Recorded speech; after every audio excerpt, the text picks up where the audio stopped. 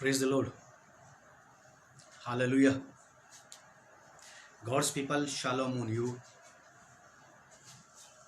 परमेश्वर का धन्यवाद एक बार फिर से कि परमेश्वर ने समय हमें दिया है यहाँ जमा होने का ऑनलाइन, जबकि हम सब लोग अपने अपने घरों में हैं, लेकिन फिर भी एक जगह पे आ सकते हैं। ये प्रभु का बड़ा धन्यवाद है।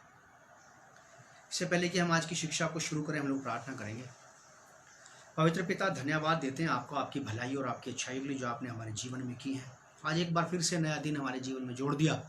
ये नया दिन आपने हमें दिया, हम आपका धन्यवाद करते हैं और चाहते हैं पिता परमेश्वर की इस नए दिन में आज हमारे जीवन में नई बातें होने पाए प्रभु जी, क्योंकि प्रतिभोर आपकी करुणा नई होती रहती है प्रभु जी। तो आपकी बातें भी हमारे जीवन में नई नई होने पाए, हमारे जीवन में प्रभु जी हमारे मन में नए विचार आने पाए, हम आत्मिक रीति से एक नया कदम आगे बढ़ने पाए। प्रभु दया करें, पवित्र आत्मा सहायता करना। वचन का बीज जब बोया जाता तो आप दिलों और मनों की भूमि को तैयार करें, ताकि पवित्र आत्मा जी ये वचन का बीज 100 गुना फलदायक हो सके और ये वो फल पैदा करे जिससे परमेश्वर को महिमा मिले और प्रभु यीशु मसीह के नाम से कलीसिया आत्मिक उन्नतियां बढ़ती चली जाए। प्रभु यीशु के नाम से इस प्रार्थना को मांगते हैं, आमीन आमीन। एक बार फिर से God's people, shalom on you. हमारा आज का थीम है इफिसियों की पत्री से है। मैं आपको बता देना चाहता हूं कि आप इसे जरूर ध्यान से सुनते रहें। और इफिसियों की पत्री आपको आपके अधिकारों के बारे में बहुत सारी बातें बताती है। उनमें से एक बात मैं आपके साथ शेयर करना चाहता हूं। हमारा थीम है मैं मसीह में कौन हूं। मैं मसीह में कौन हूं, who I am in the Christ. मैं मसीह में कौन हूं, ये हमारा थीम है आज का। हर एक विश्वासी, हर एक नया जन्म पाया हुआ व्यक्ति, हर एक स्त्री और पुरुष जिसने प्रभु यीशु मसीह को अपना व्यक्तिगत उद्धारकर्ता स्वीकार कर लिया है, जो कलीसिया का हिस्सा है, उस कलीसिया का जिसका वायदा प्रभु यीशु ने किया है कि मैं अपनी कलीसिया स्वयं बनाऊंगा और जो कलीसिया मैं बनाऊंगा उस पर अधोलोक के फाटक प्रबल नहीं होंगे। इस कलीसिया का हिस्सा, इस कलीसिया को सोचना है अब मैं मसीह में कौन हूं। लोग कैसे देखते हैं, आप कैसे दिखते हैं दुनिया में, शारीरिक और सांसारिक रीति से, इस बात की चिंता करने की जरूरत नहीं है। आपको इस बात पर ध्यान देने की आवश्यकता है। शैतान आपका ध्यान उन चीजों की तरफ ले जाएगा, उन चीजों की तरफ कराएगा जो लोग, संसार या शैतान आपको दिखाना चाहता है। लेकिन आपको उन चीजों को क्लेम करना है, उन चीजों को आपको दोहराना है, उन चीजों को आपको अपने मुंह से बोलना है जो चीजें परमेश्वर ने प्रभु यीशु के द्वारा से आपको दे दी हैं। आपको अपने आप को वहां देखना शुरू करना है जहां परमेश्वर आपको प्रभु यीशु मसीह में देखता है। इसीलिए परमेश्वर के आत्मा ने ये प्रभाव आज मेरे अंदर डाला कि मैं इस प्रकार से आप लोगों के बीच में ये वाली बात करूं और कलीसिया को इस बात को फिर से रिमाइंड कराया जाए। ये बात कलीसिया के लिए नई नहीं है, कलीसिया इस बात को जानती है, कलीसिया इस बात को पहचानती है। बस जस्ट केवल एक रिमाइंडर है ये, through the Holi spirit, by the Holi spirit, who I am in the Christ. मैं मसीह में कौन हूं या मेरी पहचान क्या है, अब मैं कैसे पहचाना जाता हूं, मैं कैसे जाना जाता हूं मसीह में। आप अपने आप को मसीह में कैसे पहचानते हैं, कैसे जानते हैं, यह ज्यादा वैल्यूएबल है। यह ज्यादा जरूरी नहीं है कि लोग आपको कैसे देखते हैं, कैसे जानते हैं, कैसे पहचानते हैं। यह ज्यादा जरूरी है कि आप अपने आप को मसीह में कैसे देखते हैं और कहां देखते हैं। हमारा रेफरेंस है, रीडिंग रेफरेंस है इफिसियों की पत्री, उसका पहला अध्याय 3 पद। Letter of Ephesians chapter 1 verse 3। इफिसियों की पत्री पहला अध्याय 3 पद लिखा है। इसका हेडिंग है मसीह में आत्मिक आशीषें। पौलुस इफिसियों नगर की कलीसिया को यह पत्र लिख रहा है और जब पौलुस ने यह पत्र लिखा था तो इफिसियों नगर की कलीसिया के लोगों के लिए लिखा था, लेकिन यह पत्र परमेश्वर के बड़े दृष्टिकोण के द्वारा से यह समस्त कलीसियाओं के लिए हो गया है। वर्ल्ड वाइड चर्चिज के लिए है, ये विश्वव्यापी कलीसियाओं के लिए ये पत्र है। ये आज हमारी भी आवश्यकता उतनी ही है जितनी कभी किसी जमाने में इफिसियों नगर की कलीसिया की थी। ये पत्र ये बात जितनी ज़्यादा इफिसियों नगर के मसीह विश्वासियों के लिए आवश्यक थी, उतनी ही ज़्यादा आज हमारे लिए भी आवश्यक है। और दुनिया में जितने भी मसीह अब आते रहेंगे, जुड़ते रहेंगे कलीसिया से, ये बात उनके लिए उतनी ही ज़्यादा ज़रूरी, उतनी ही ज़्यादा वैल्यूबल रहेगी। इसमें कोई मिलान, कोई कमी घटी नहीं की जा सकती है।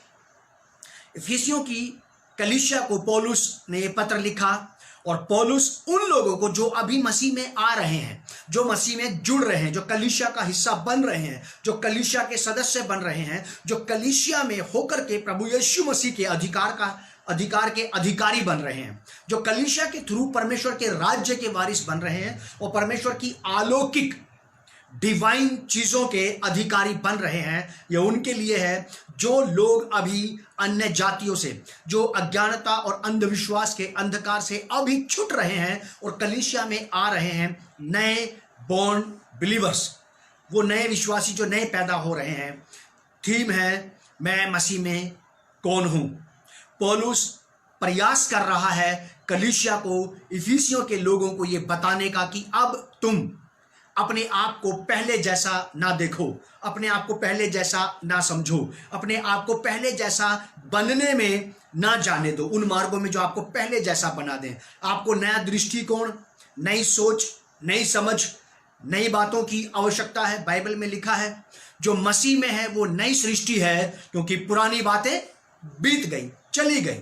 तो अब कलीसिया में आने वाले स्त्री पुरुषों को, वो चाहे कोई भी क्यों ना हो, कोई अंतर बस केवल अब इस बात से पड़ता है कि अब आप मसीह में कौन है। कौन थे का नहीं, कौन थे का कोई प्रभाव नहीं है, कौन है इसका ज्यादा प्रभाव है। अब आपसे ये बात एक्सपेक्ट की जाती है, आपसे ये बात चाही जाती है स्वर्ग में कि अब आप अपने आप को किस दृष्टिकोण से देखते हैं।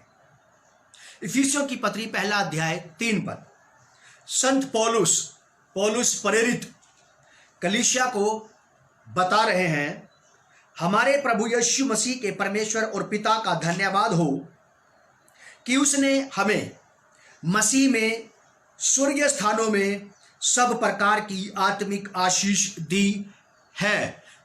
पौलुस कलीसिया को यह बात समझा रहा है, बता रहा है कि आपको प्रभु यीशु मसीह के नाम में परमेश्वर की ओर से जो आत्मिक आशीषें दी हैं, देगा नहीं।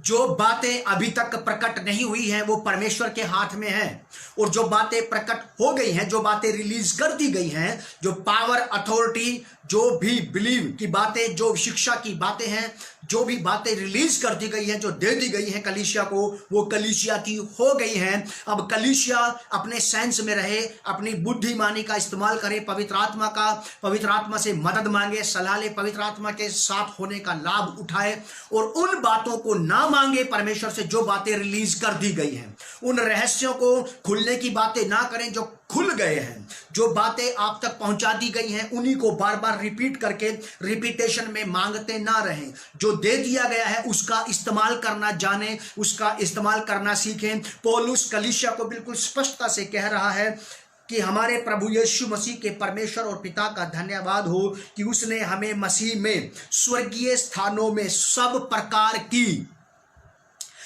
प्रकार की आत्मिक आशीष दी है। मेरा अपना पर्सनली ये मानना है मेरे लिए, और जो शिक्षा मुझ तक पहुंची है आपको भी मैं पहुंचाना चाहता हूं कि अब आपका स्वर्ग में कुछ बाकी नहीं रखा है, आपको दे दिया गया है। अगर वो चीजें आपके जीवन से रिलीज नहीं हो रही हैं, बह नहीं रही हैं, बाहर नहीं निकल रही हैं, तो समस्या ये नहीं है कि मैं उनको पाने के लिए प्रार्थना करूं।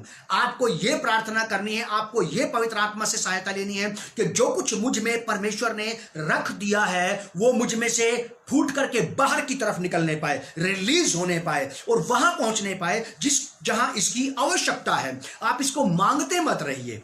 कलीसिया बहुत बातों में मैं देखता हूं कि बिलीवर्स कंफ्यूज हैं जो दे दिया गया है उसी को रिपीटेशन में मांगते रहते हैं कि प्रभु मुझे दे, अधिकार दे, अथॉरिटी दे, बीमारों को चंगा करने की, दुष्ट आत्माओं को निकालने की, जबकि ये बातें पहले से आप तक पहुंचा दी गई हैं, ये आपकी हो चुकी हैं, ये आपकी अपनी हैं, जो परमेश्वर ने प्रभु यीशु मसीह के द्वारा से आपको दे दी हैं। यदि ये हमें इस्तेमाल करना नहीं आ रहा है तो हमें कलीसिया को पवित्र आत्मा की सहायता लेना चाहिए, पवित्र आत्मा का सदुपयोग करना चाहिए, क्योंकि पवित्र आत्मा यहाँ पर है। हम उनकी उपस्थिति का, पवित्र आत्मा के गुणों का, पवित्र आत्मा की शक्ति का, उनकी बुद्धि का, उनके ज्ञान का, उनकी समझ का लाभ उठा सकते हैं। एक बेहतरीन शिक्षक, बढ़िया बेहतरीन हमारे बीच में है, पवित्र आत्मा जी। आप उनका उपयोग कर सकते हैं, आप उनसे सीख सकते हैं। आपको ये प्रार्थना नहीं करनी है कि दें, आप समझने का प्रयास करें। मैं यहाँ से समझाने का पूरा प्रयास कर रहा हूं कि परमेश्वर ने मसीह यीशु में स्वर्गीय स्थानों में सब प्रकार की आत्मिक आशीष दी है,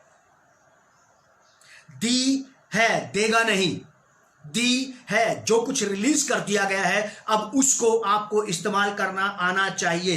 प्रभु यीशु मसीह ने कई सारी बातें आपको और मुझे वचन के माध्यम से पहुंचा दी हैं। प्रभु यीशु मसीह ने अपने अधिकार आपको पवित्र शास्त्र बाइबल में दे दिए हैं। यदि वो काम नहीं कर रहे हैं तो उनमें कोई फॉल्ट नहीं है।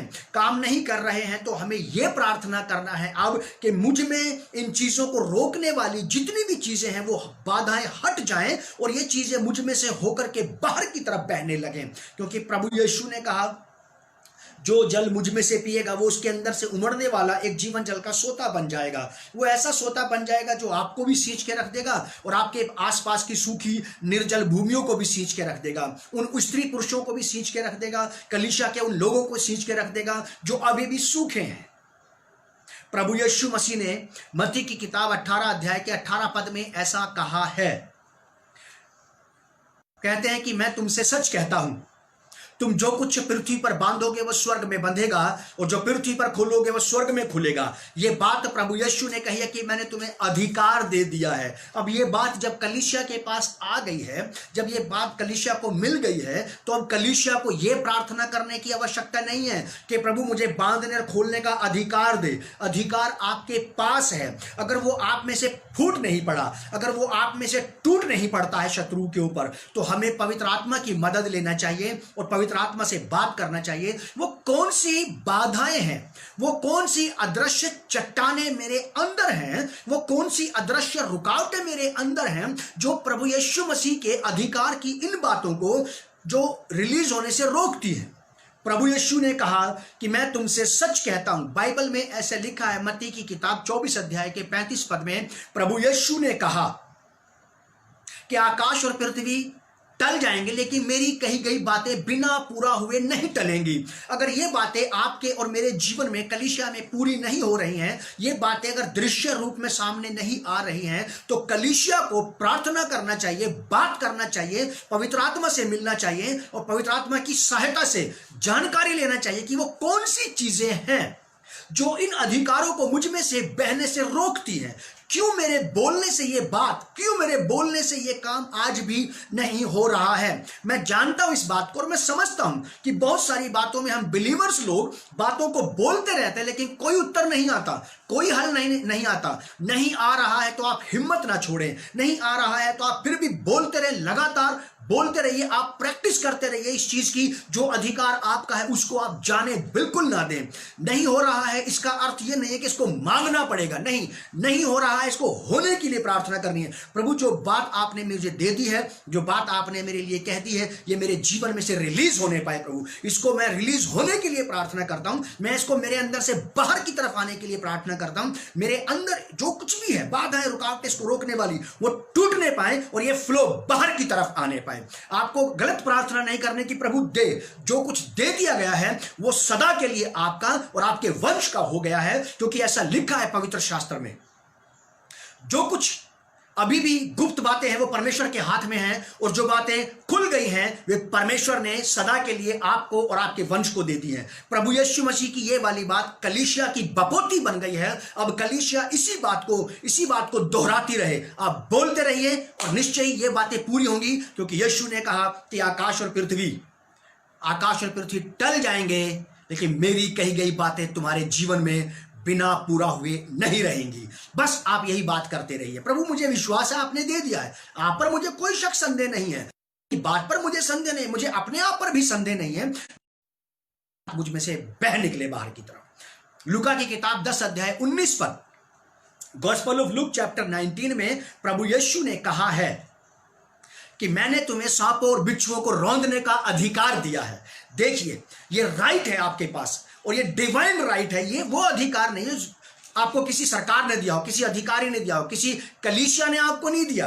ये किसी पासवान ने, किसी मिनिस्टर ने, किसी लीडर ने, किसी बिलीवर ने आपके ऊपर हाथ रख के नहीं कहा कि मैंने तेरे ऊपर हाथ रख के प्रार्थना कर दिए हैं, अब से ये वाले काम तू करेगा। नहीं, ये वाला अधिकार तो प्रभु यीशु मसीह का है, और प्रभु ने कलीसिया पर हाथ रख करके कह दिया है कि कलीसिया में से ये बातें फूट निकले, और ये निश्चय फूट निकलेंगी। प्रभु यीशु ने कहा मैं अपनी कलीसिया स्वयं बनाऊंगा, और उस पर अधोलोक के फाटक प्रबल ना होंगे, ना होंगे और ना होंगे, बिल्कुल नहीं होंगे।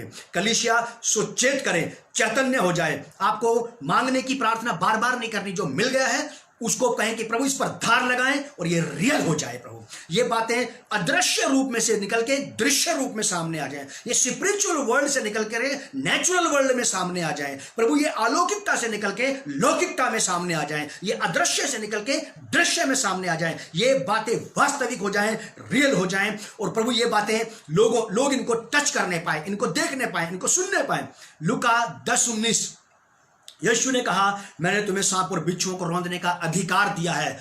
देखो शत्रु की, शैतान की सारी सामर्थ्य पर मैंने तुम्हें अधिकार दिया है, और तुम्हें किसी से कोई हानि, कोई नुकसान नहीं होगा।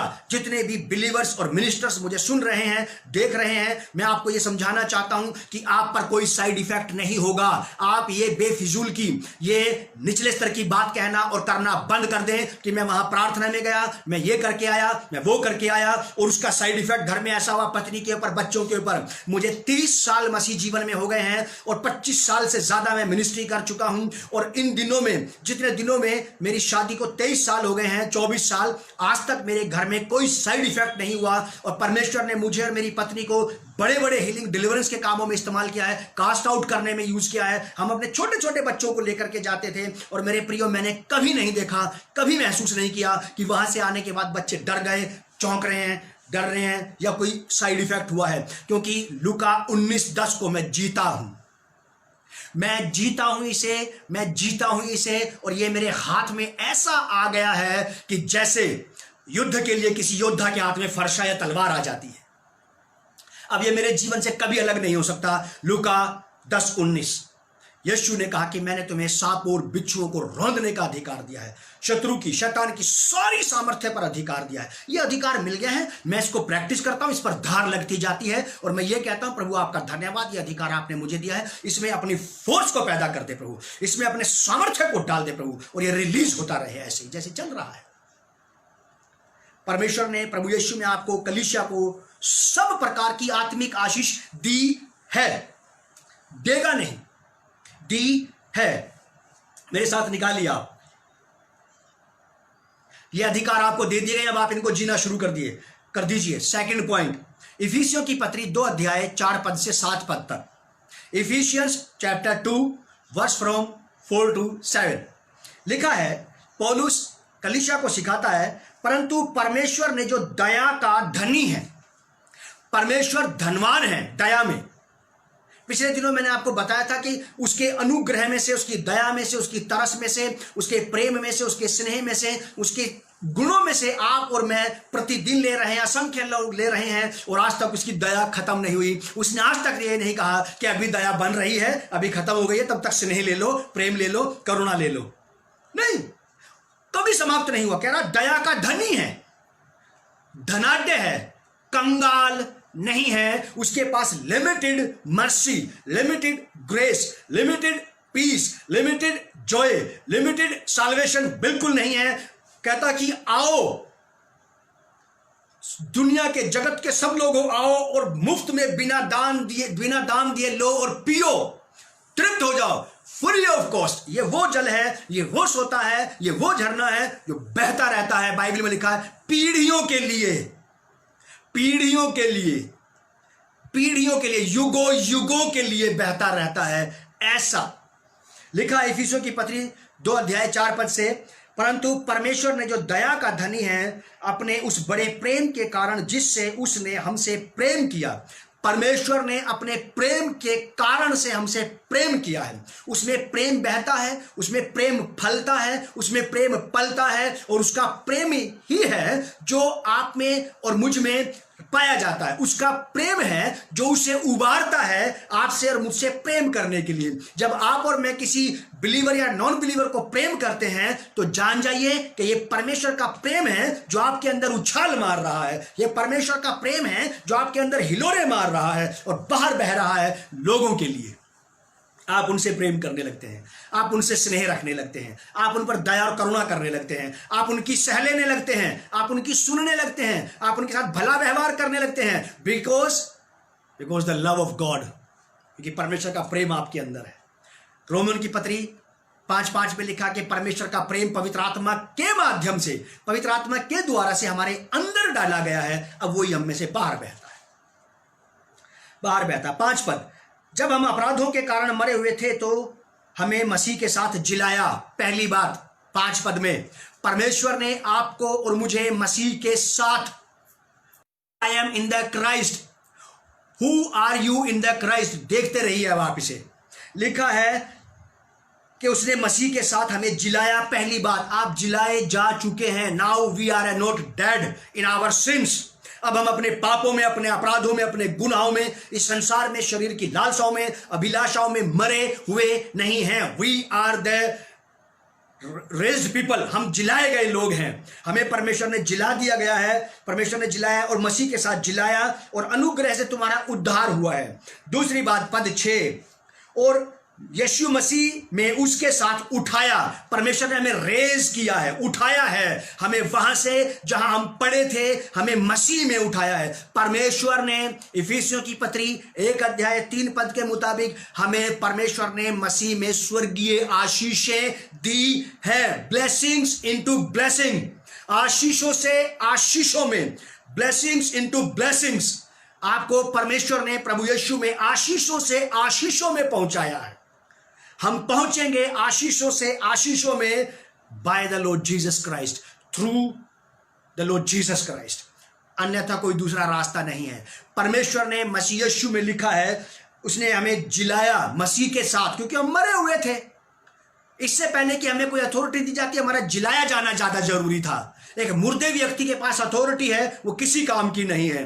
कोई भी बड़ा अधिकारी अगर मर जाता है उसको फिर भी यही नाम दिया जा सकता है कि ये फला फला अधिकारी थे, लेकिन अब ये डेड है, इनकी अथॉरिटी भी मर गई उसी के साथ साथ। अगर किसी को अथॉरिटी करानी है, किसी को अधिकार कराना, तो पहले उसको लिखा है कि हमें जिलाया, मसीह के साथ उठाया, रेज किया उसने हमें, क्योंकि वो कंगाल को घूरे पर से उठा करके शहर के रईस और सम्मानित लोगों के पास बैठाता है। चाहे ये बात फिजिकल हो, चाहे ये बात सोशल हो, चाहे ये बात फाइनेंशियल हो, ये तो है। उसने हमें उठाया, उसने हमें उठाया और बैठाया विद द क्राइस्ट। अभी आप वहां हैं, आप मसीह के साथ, सीट्स अपॉन द थ्रोन, मसीह के साथ सिंहासन पर विराजमान है। ऐसे देखना शुरू कीजिए। अब आपको, जब आप अपने आप को सिंहासन पर देखना शुरू करेंगे, आप में से अथॉरिटी, आप में से अधिकार, आप में से वो बातें बहने लगेंगी जो परमेश्वर ने आपको दे रखी हैं। जब तक आप सिंहासन से नीचे रहेंगे तब तक कोई अथॉरिटी आपके पास नहीं है। मान लीजिए अगर किसी का आईएएस ऑफिसर होने के लिए चुनाव कर लिया जाता है, आईएएस ऑफिसर का चुनाव कर लिया गया है और आपका नाम लिस्ट में आ गया है, ये क्लियर हो गया है कि आपने आईएएस का एग्जाम क्लियर कर लिया है, लेकिन आपको अभी भी उसका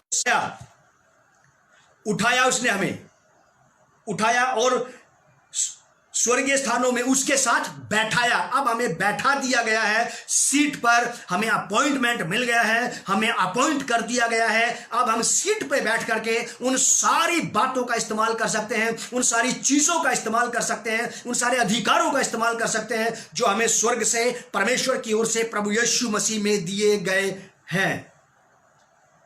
एग्जाम पास कर लेने से आदमी अधिकारी नहीं बन जाता। एग्जाम पास करने के बाद उसके लिए ज्वाइनिंग लेटर तैयार होता, उसे अपॉइंटमेंट दिया जाता, उसे एक सीट दी जाती है, फिर वो वहां बैठने के बाद फिर वो अपने अधिकारों का इस्तेमाल कर सकता है। इसीलिए एक विश्वासी को, कलीसिया को अपने आत्मिक अधिकारों का, स्वर्गीय अधिकारों का इस्तेमाल करने के लिए प्रभु यीशु के साथ सिंहासन पर बैठना अति आवश्यक है। मैं एक उदाहरण देना चाहता हूं। यदि आप किसी एक काउच पर, किसी सोफे पर एक ऐसे व्यक्ति के साथ बैठे हैं जिसके पैरों के नीचे एक कलर का, ग्रीन कलर का, रेड कलर का या ब्लू कलर का कारपेट बिछा है, उस आदमी के पैर उस कारपेट पर हैं और आपके पैर भी उस कारपेट पर हैं, तो इसका अर्थ यह है कि आप उसके बराबर की अथॉरिटी में हैं, सेम रूल करते हुए, सेम एक जैसा अधिकार चलाते हुए।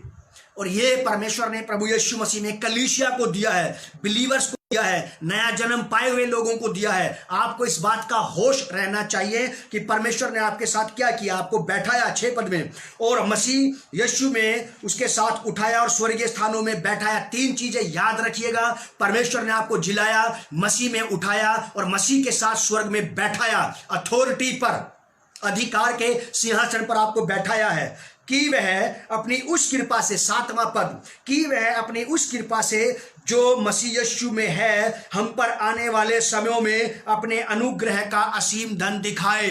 अब इसके अलावा क्या बाकी रह गया। आपको परमेश्वर ने प्रभु यीशु मसीह में स्वर्गीय आशीषें दे दी, आपको जिलाया, उठाया और उसके साथ बैठाया। अब आप रूल कर रहे हैं स्वर्ग में बैठ करके, यीशु के साथ बैठ करके पृथ्वी पर अंधकार के राज्य में आप रूल कर रहे हैं। दुष्ट आत्माओं पर, बीमारियों पर, नाना प्रकार की समस्याओं पर आप लोगों को उसके चुंगल से बाहर निकाल रहे हैं अधिकार के साथ। अब क्या बाकी रह गया कि आने वाले समयों में वो अपने असीम अनुग्रह का धन दिखाए। अपने अनुग्रह का असीम धन, अनलिमिटेड, बेपनाह ताकत का मालिक है परमेश्वर, बेपनाह दौलत का मालिक है, बेपनाह शोहरत का मालिक है, बेपनाह शांति, आनंद, तसल्ली, तरक्की, उन्नति का मालिक है। जो कुछ परमेश्वर ने आप पर प्रकट किया है, अभी और भी बहुत कुछ बाकी है। 7वें पद को याद रखिएगा। अगर आप मेरे साथ निकालेंगे और पढ़ेंगे 1 यूहन्ना 3 अध्याय का 1 पद से, तो यहां लिखा है कि देखो पिता ने हमसे कैसा प्रेम किया है कि हम परमेश्वर की संतान कहलाए, परमेश्वर के प्रेम की वजह से, और हम हैं भी। इस कारण संसार हमें नहीं जानता क्योंकि उसने उसे भी नहीं जाना। दूसरे पद को ध्यान से सुनिएगा। हे प्रिय, अब हम परमेश्वर की संतान हैं। Right now we are the children of God. हम परमेश्वर की संतान हैं और अभी तक ये प्रकट नहीं हुआ, ये डिक्लेयर नहीं हुआ है कि हम भविष्य में क्या कुछ होंगे। पौलुस कहता है मैं जो कुछ हूं, जहां तक पहुंच चुका हूं, यह उसके अनुग्रह से हुआ है, और अगर इससे ऊपर भी मुझे कहीं जाना होगा तो यह भी उसके अनुग्रह के द्वारा से ही होगा। लिखा है कि और अभी तक यह प्रकट नहीं हुआ कि हम क्या कुछ होंगे। इतना जानते हैं कि जब वह प्रकट होगा तो हम उसके समान, हम परमेश्वर के समान, क्योंकि परमेश्वर ने मनुष्य को अपने स्वरूप और अपनी समानता के अनुसार बनाया है, उसके समान होंगे, क्योंकि उसको वैसा ही देखेंगे जैसा वह है। We are the small God, he is the big God and we are the small God. मैं कहता हूं कि monkey reproduce monkey, donkey reproduce donkey and God reproduce God. परमेश्वर ने परमेश्वर ही पैदा किए। उसने मनुष्य को अपने स्वरूप और अपनी समानता के अनुसार बनाया और अधिकार दिया उसने अपनी पूरी हाथों की सृष्टि पर, अपने हाथों के सारे कामों पर। अभी प्रकट नहीं हुआ कि आप क्या होंगे। यहां तक तो आप आ गए हैं, आप सीट पे बैठे हैं, थ्रोन पे बैठे हैं, स्वर्ग में यहां तक आ गए हैं। अभी कहां पहुंचना बाकी है। मेरी बातें मेरे लिए अचरज की बातें हैं, अचरज की बातें। मैं कहता हूं प्रभु अभी और क्या बाकी रह गया है, क्या करना बाकी रह गया है। प्रभु अगर कोई अपने बच्चों के लिए कुछ कर दे और बच्चे फिर भी नाफरमान निकले, नाफरमान का मतलब होता है आज्ञा ना मानने वाले, तो माँ बाप का ये दुखी होकर के कहते हैं कि और क्या बाकी रह गया था जो तुम्हारे लिए हमने नहीं किया। हम परमेश्वर से कह रहे प्रभु आपने हमारे लिए क्या नहीं किया है। जहां तक ले आए बहुत है स्वामी, और क्या बाकी रह गया है। कुछ बाकी नहीं बचा है। 1 यूहन्ना 3 अध्याय का 2 पद आप याद रखिएगा कि ये प्रकट हो गया है। अभी जो कुछ प्रकट होना वो बाकी है। क्या बाकी रह गया है ऐसा प्रकट होना। मैं आपको बताना चाहता हूं जो कुछ प्रकट हो गया है वो आपके हाथ में, और जो नहीं हुआ है उसके लिए प्रार्थना करें। कुल्लुसियों की पत्री 3 अध्याय के 1 पद से 3 पद तक में लिखा है, जब हम मसीह में जिलाए गए, छुड़ाए गए, बचाए गए, तो स्वर्गीय वस्तुओं की धुन में रहें, उन वस्तुओं की धुन में रहें प्रभु जो अभी भी रिलीज नहीं हुई है। क्या बाकी बचा है? मेरे साथ निकालिए पहला कुरिन्थियों 2 अध्याय 9 पद, 1 Corinthians chapter 2 verse 9। ये है वो चीजें जो अभी भी आपके लिए बाकी रखी हैं स्वर्ग में। जो आ गया है उसको रिपीट में ना मांगते हैं, प्रभु अधिकार दे, प्रभु स्वर्ग खोल, प्रभु शांति दे, प्रभु आनंद, ये तो है आपके पास। आप शायद सिक्का खो गया है, उसे ढूंढ लीजिए बस। 10 सिक्के उस औरत के पास थे, एक सिक्का खो गया था उसका, और उसने दिन रात झाड़ू बुहारी करके अपने घर में ढूंढती रही, और जब तक नहीं मिला उसने छोड़ा नहीं। और आप भी ढूंढिए कि कहाँ खो गया ये अधिकार जो आपके पास पहले से था।